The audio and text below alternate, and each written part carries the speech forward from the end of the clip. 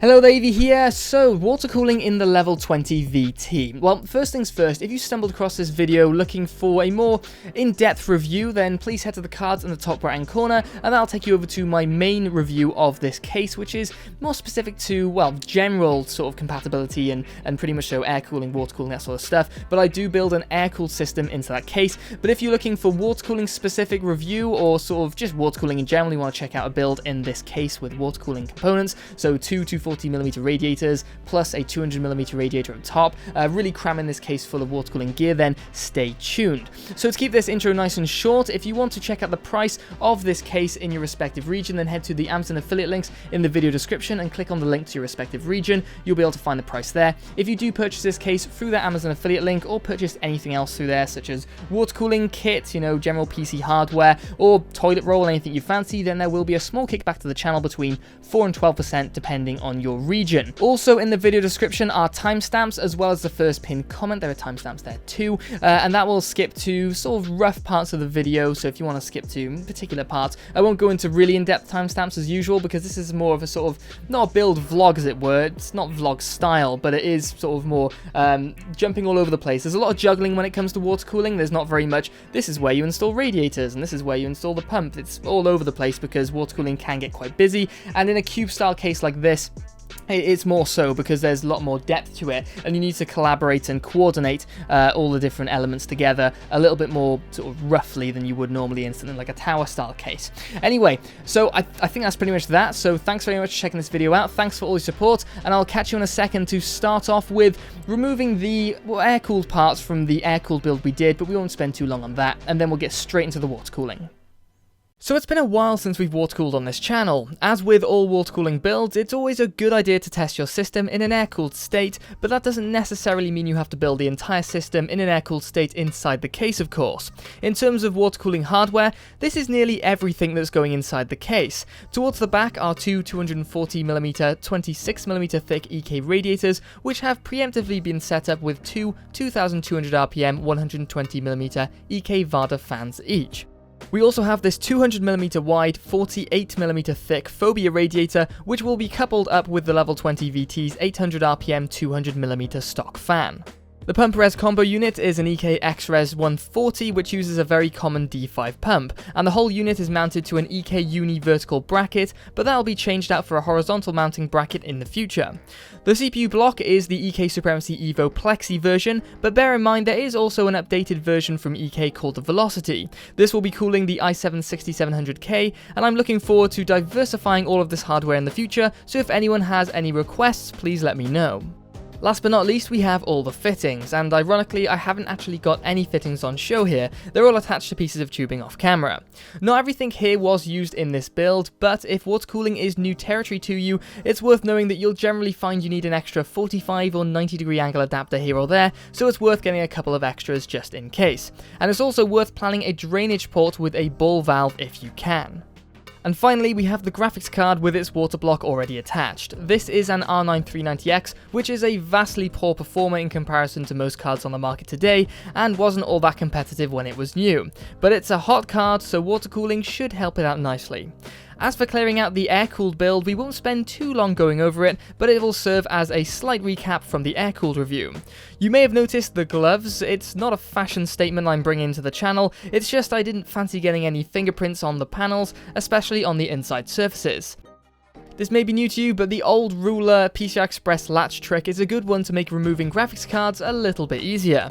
Unfortunately, we're downgrading from this 1070 to an R9 390X, but it's all in the name of speed, in terms of the build anyway, and it really doesn't affect testing since the two systems would be incomparable either way.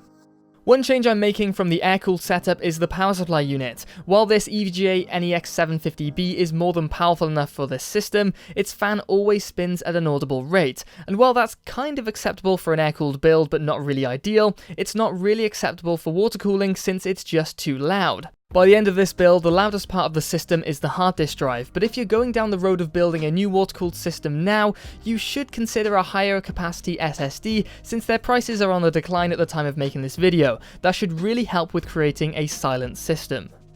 Speaking of drives, all of these are being removed since I'm really not a fan of showing the base stickers of the drives, and the cable management poking out of the top is pretty frightening as well, although considering Halloween is right around the corner, it would be more than fitting to leave them in place. The CPU air cooler also needs removing, and as good as the Mugen 5 is, it's not generally as good as pretty much any CPU water block, and is right in the way of the reservoir position. Of course, the fans are no good for this build either, so both the front 120mm fans and the rear 140mm fan needed to go, and that's the last of the air-cooled build components, so now it's time to install all the water cooling gear. Starting with the CPU block, we need to perform a bit of a juggling act. Not literally, what I mean is that this build is a lot tighter than it probably should be considering how large this case is, and we need to consider the position of the pump that will hang above it to coordinate all of the elements successfully. So before we can install the CPU block, we need to resolve the mount of the pump. This is one of the two 240mm radiators and fan units to go into the system. The fans have been set up to pull air through the radiator and exhaust it out of the top of the case. This should look far better through the tempered glass than a static radiator. To the underside of the radiator fan is the mount for the pump res combo. As I mentioned earlier, we've changed the vertical bracket seen earlier to this horizontal bracket, both of which are from EK. I could have used the previous bracket in this position as well, as it supports both horizontal and vertical mounting, but this bracket is much more streamlined and is worth using if you can get away with it. Taking a step back and looking at this unit sort of resembles why a lot of people get into water cooling. It's not all because of the temperature control and overclocking, sometimes it's just damn cool to mess around with small mechanical systems and create something that looks interesting, and if you're creative enough, even appealing to other people in the room other than just yourself. Anyway, when designing a water-cooled system with the intention to go for something like this, it's far easier to have the parts in front of you to appreciate how close ports can get to a point where they become impossible to connect, like the top of this reservoir to the radiator. As for mounting this assembly inside the case, a pair of rails needs mounting to the sides of the fans. You can have the radiator above the fans, but I'm going for the fans on top so they can be seen through the tempered glass top panel. You'll want to double check you've got the rails mounted around the right way to save a few minutes of backtracking, and in my case, I've had to mount the units as far back as possible to allow the tubing to cleanly exit the radiators. This will prevent me from installing a fan to the rear of the case though, but you may be able to fit one in if you position the fans on the bottom. Lowering and fixing these units into the top of the case is fairly simple. You can lose some alignment with the slots in the front of the chassis, but that's all down to the tolerance of the screw slots in the rails. This is very much a test fit, so I can get my eye in for some runs between the radiators and the various components. In the spirit of the test fit, the last radiator needs removing to access the mounting orientation of the CPU cooler. I placed it in what seemed like a tight but potentially reasonable position, but after adding a 45-degree angle adapter and realigning the pump, it turns out there would be no room for even the smallest of runs. There's potentially a way for an extender to make this connection work, but I haven't got any of these sizes to hand, so a new strategy was required. So with some reconfiguring and experimentation, I decided on an orientation of the CPU block and proceeded to secure it to the CPU, or motherboard. Now back to the drives which were previously removed. These are now going in the 3.5-inch drive cage since I really don't want the effort of the upcoming water cooling to be tarnished by the SSD labels and cables without adequate cable management support to hide them away. Replacing the drive cage was as simple as slotting it back into position and replacing the rear screws to hold it in place. There's also a screw to the top which can be replaced without removing the motherboard. As for getting the drives into the cage, they can all be secured to the sleds by screws. There are two sets of holes which will allow the 2.5-inch drives to be mounted right to the edge or further back, and I'm just saying all of this to buy some time so the clip shows the installation at a decent pace. The power supply unit for this build is the 180mm long Be Quiet Dark Power Pro 11. As mentioned earlier, this is replacing the 160mm long EVGA NEX 750B, which is a much cheaper power supply unit, and with that a much louder power supply unit. This one on the other hand runs very quietly, and I can't say I've ever noticed its noise inside of a case. I didn't use the power supply unit bracket for this 180mm power supply unit either, since the back of the chassis held it in place so firmly. I took a second to reflect on the cable management at this stage, knowing full well that it will never look this tidy again. Kicking the build up a gear, the 200mm radiator was a pretty simple install, but bear in mind this case doesn't have 200mm fan screw hole spacings, it only has 180mm fan screw mounts. This Phobia 200mm radiator has both 180 and 200mm fan screw mounts within one side of its frame, so I was able to fix that to the inside of the chassis. However, I did end up flipping the radiator over after a little more coordination with the top radiators. The fittings were just too close to make the connection viable. It's also worth adding I needed to place a couple of washers between the radiator and the inside of the chassis to allow the ends of the 180mm fan screws to be fully secured to the chassis. It's also not the worst idea to create a more firm connection between the chassis with such a weighty component. So with the radiator mounted via the small slits in the front of the chassis, the fan can now be mounted via the threaded holes with its long screws. And now to move on to something a little more complex. Lowering the radiator, fan and pump res assembly into position gave me a good understanding of the link between this pump and the CPU block. I initially thought that lowering the unit in while aligning the connection to the tubing was the way to go, but it turned out that the connection was a little easier the other way round. Although easier doesn't necessarily mean easy. There's still the whole realigning of the fitting and the angle adapter, and the connection to the pump was at a slightly awkward angle, which means there is a little more pressure on the pump connection than I'd like, but it seemed to be fine. Linking the reservoir to one of the top radiators was a pretty interesting connection. Since the reservoir is in the picture, the tubing needed curving around it, but for the sake of the installation, the reservoir was completely removed from the equation. Next up is the graphics card block, and you may be able to catch the connection from the bottom of the radiator to the top of the radiator in the background. I over-twisted the connection to give it a fluid-like effect. With the graphics card in place, like with the top radiators, it needed removing to apply the connection to the CPU block. When it comes to tight or awkward builds, there's a lot of estimation required, and with any luck there won't be too much tweaking required to make your ideas work. The connection back to the CPU turned out alright. It's not the cleanest it could be, but it does the job. Not to get all preachy, but when it comes to builds that become this inaccessible, and a lot of cube case water-cooled builds tend to go this way, it's worth double and triple checking all the fittings are tightened up. And I wouldn't blame you for getting a pair of pliers involved to ensure there are no leaks. Just imagine how painful it would be to drain, locate, dry and fix any leaks this deep into the system. Although this isn't the tightest connection, this is the one that closes the loop up, or nearly does anyway. I did make a short video before asking for cable management ideas for this build. Unfortunately, I didn't allow enough time to buy any products in, but a special thanks to The Sickness, Toto Geenan and John Pro Games 360 for helping and sourcing products and providing ideas to help out. Sorry I couldn't pull through for this build, but I'll be looking to incorporate many of your ideas into future builds. Anyway, the point was I went for using a pile of Velcro straps that I already had and tried to hide as much of the cables as possible.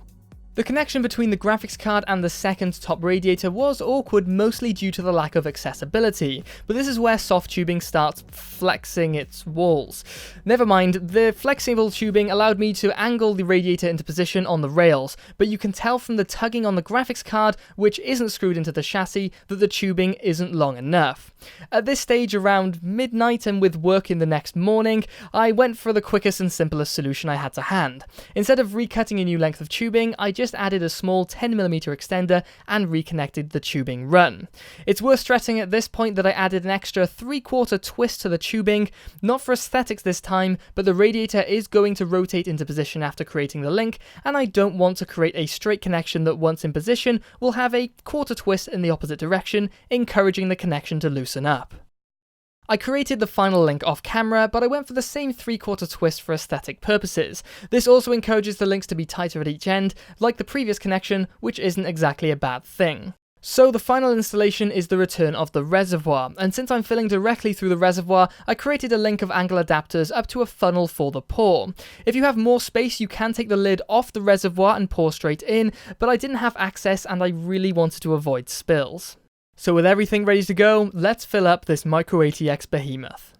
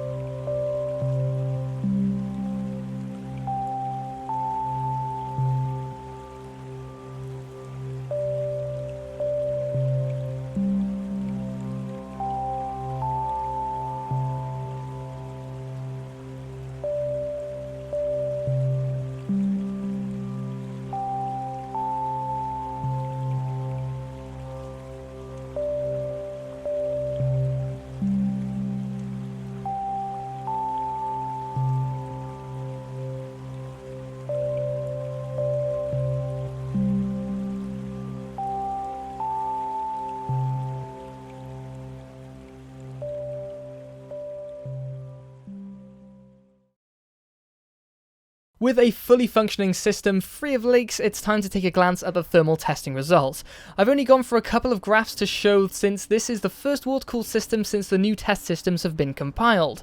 A few things worth pointing out looking at this graph is the temperature of the CPU and GPU in blue and green respectively are logged down in a delta T format, meaning the temperature of the room has been subtracted from the temperature of the results.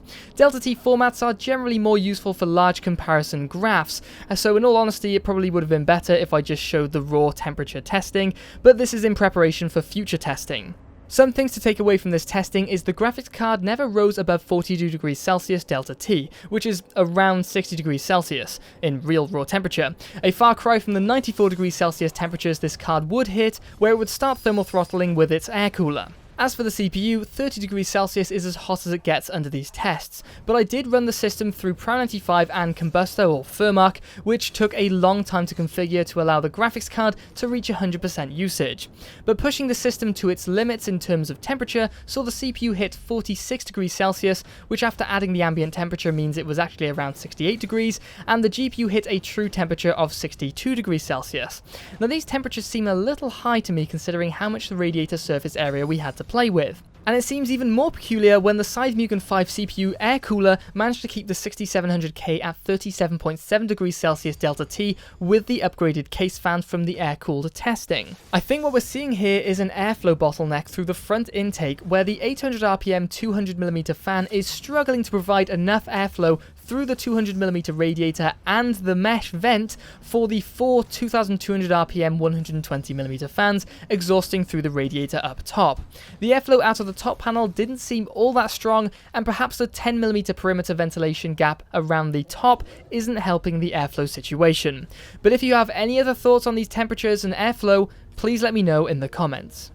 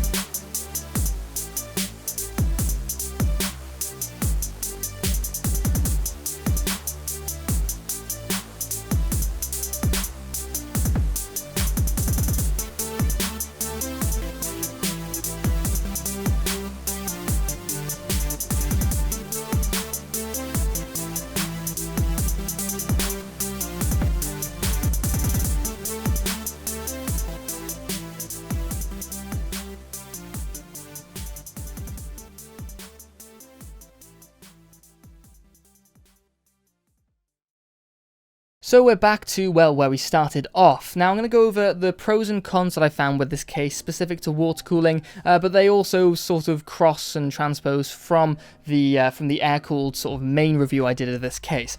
So cons, I would say cable management is quite a con, and that was the same regards to the air-cooled build I did in this case. There really isn't anything special for cable management. There is a basement segment, but it doesn't actually cover up the sides, so you do need to be very careful when it comes comes to cable management. You could modify something in to cover these parts up. There are holes in the front, so pop rivets would be sort of an ideal solution to that, I would say, but there's nothing officially supported, and I would like to have some cable management runs through the sides of the motherboard tray to support cable management better. I would also like to have some grommets in the top of the motherboard tray, so on the bottom and top areas of the motherboard tray, so you can slot through the drive cables, so the SATA drive cables and the SATA power cables, things like that. That would be really good to see in this case. So a missed opportunity, a con, call it what you will, but it is missing something there.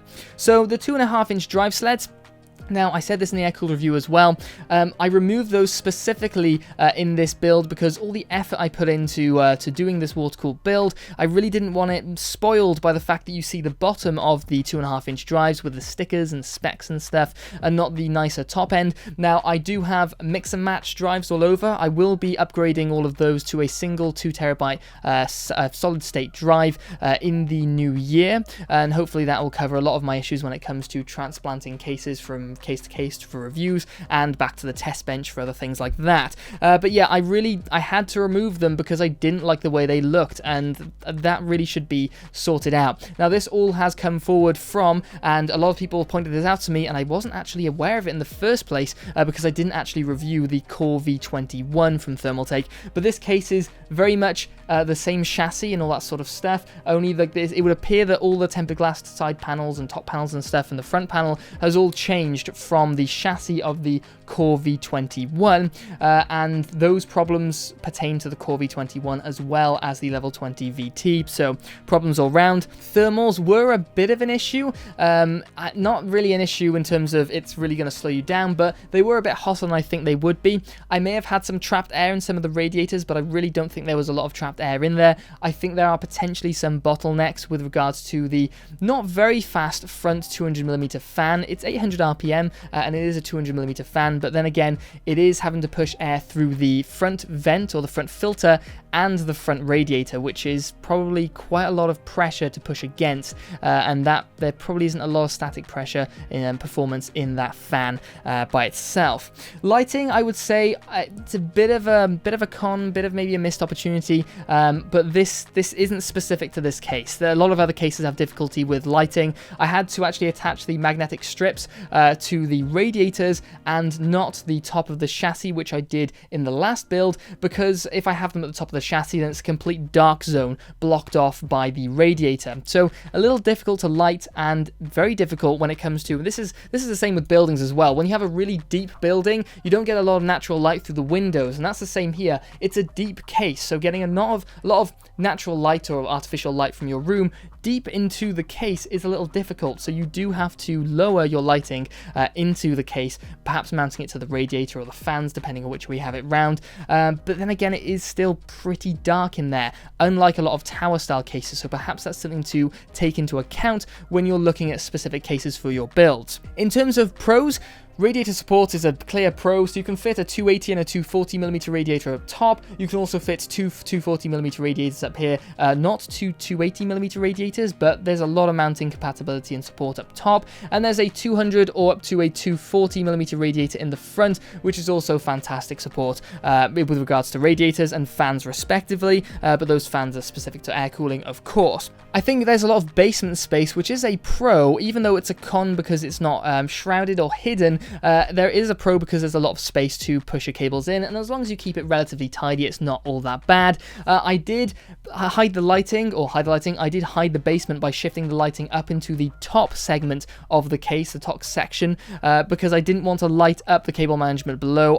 Whether that looked good or not in the B-roll is up to you, but I did try my best to sort of avoid lighting up that cable management area at the bottom. A pretty easy pro for this case is the tempered glass, but whether it's value for money with regards to other cases is really up to you. I did go into some cases that were of comparable costs in the previous review, so go there to check out those ones. And finally, power supply unit support. This is with regards to the sort of general comments. I think it's a pretty good pro because I didn't actually need to use the power supply unit support that they provide. It was able to be supported well enough off the back of the chassis, which is pretty good all round. So that's pretty much that. There are quite a lot of jump cuts towards the end of this video. My hands are actually starting to tingle. I'm really struggling for food here, so I'm going to need to go and eat something very quickly. Thank you so much for the support. I have actually just reached 2,000 subscribers. I would discuss that more now, but I'm really quite shot trying to get this video out on time. So thanks so much for checking this one out. If you have any questions or comments, please go to the comment sections and let me know. And I hope you enjoyed it. So thanks for the support, and I'll catch you in the next one. We've actually got a couple of really interesting different videos that I don't normally do. There's one with regards to SSDs and upgrading old sort of laptop hard drives to SSDs that has come around in the last second. I did discuss this a little bit before, but this has come around all of a sudden, which I will be doing very soon. And there will be the dust versus performance video coming out very soon, which has been in the works for about 6 months. I say in the works, it was in the works for about 2 weeks, and then it got sort of postponed for like 6 months, but that will be coming out very shortly. So I hope you enjoy it, and I'll catch you in the next one. Bye bye.